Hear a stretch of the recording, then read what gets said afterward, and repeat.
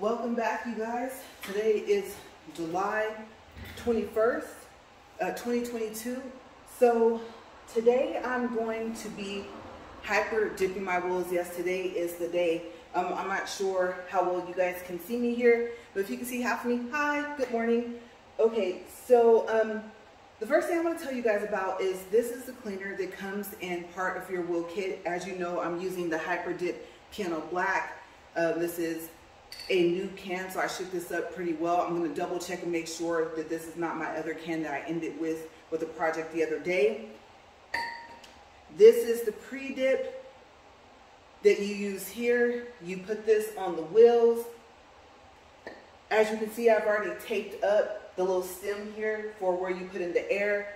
I'm going to use this towel to clean the tires. I'll probably end up throwing that away. I'm going to use this towel to clean the wheels.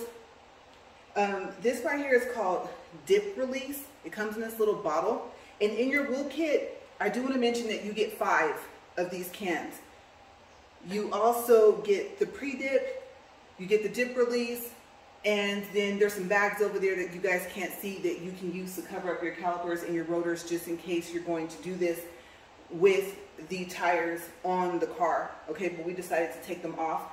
I will not be doing the inside of the tire. Apparently brake dust comes back. If you clean it all off spick and span within the next week, it'll look the same. It's kind of almost baked on there. Yes, I could clean it, hyper dip it, but then now I got the brake dust on the hyper dip. Okay, so I'm not going to be doing the inside of the wheel, just the outside.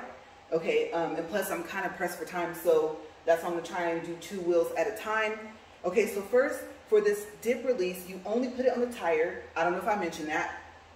And it tells you to apply a small amount of dip release to a dry microfiber towel. Spread the product evenly across the sidewall of each tire, making sure to work the liquid into any tread, wording, or lines designed in the tire. Make sure to avoid applying the product to the edge of the wheel itself. If any contact is made, clean the product off the wheel before dipping. Okay, so it gives you a caution message here. Do not allow product to come into contact with any surface that should not be slippery, such as a driveway where applied. Any drippings of this product should be wiped and rinsed off prior to driving the vehicle or walking on. Failure to do so may cause loss of traction. And if you get this on your skin, it gives you first aid tips. It tells you skin, wash with soap and water. Eyes, rinse with water for 15 minutes. If irritation persists, seek medical attention. Ingested, drink plenty of water.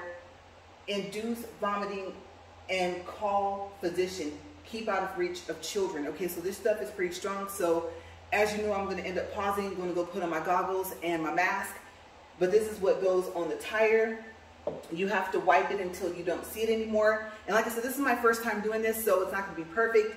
And I do have a can that I could start with, but as it gets towards the end, it kind of sprays funny. So like I said, new can.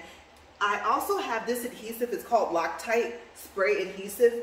It says Professional Performance Contact Adhesive, 300 heavy, water and heat resistant. And it shows web, easy, and then I don't know what that's supposed to be for the weather. It's for wood, metal, acrylic, carpet, laminate. I have no idea how to say that. Polypropylene and PVC. Okay, and it tells you dangerous, it's extremely flammable.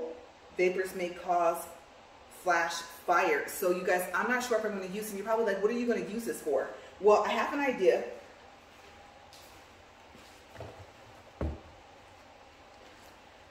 I might put this on the wheel here. And like I said, it's going to be kind of hard with my nails here, like this. And it fits perfectly. You guys, I don't know. I don't know if I'm going to maybe trim here around this so that it doesn't bond the hyper dip because it's going to get on there. It says if you want to put any type of sticker on a hyper dip area, you want to wait until it's dry. Okay. Also, I'm taking a look here where the lug nuts go, and I'm thinking, I don't know if I want to do this yet, because you know you have to twist and put them back on. Where am I going to cut? So that should come later once I spray and see how much I get there. As you can see, part of my wheel is already black.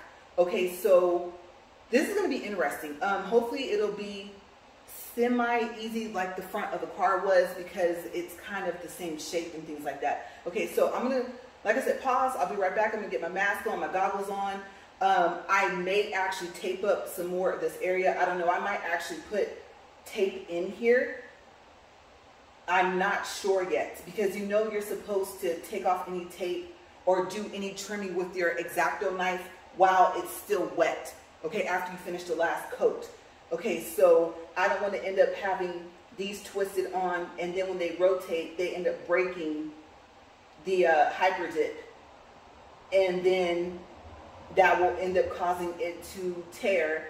And I'm going to tell you, once you have a tear or a run, a tear you can probably fix, but a run, you might as well stop, because you can't keep spraying over a run, or it's just going to keep showing the run. Okay, so you probably will have to peel off and start over. So like I said, I'm going to get started, and like I said, I'll decide if I'm going to put more tape in here. But yeah, you guys, today's the day. Let's see what happens. All right, so I moved, the spray adhesive out of the way. Make sure I don't use the wrong thing. Let's get everything set up for the correct towels here. This won't come until a couple minutes. Let me put this back here.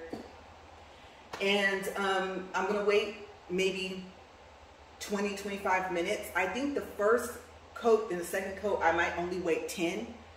And also, I know they tell you to spray, like when you get to the 5th and 6th coat and thereon after, to spray kind of heavy, even though they tell you not to. But honestly, it starts to run.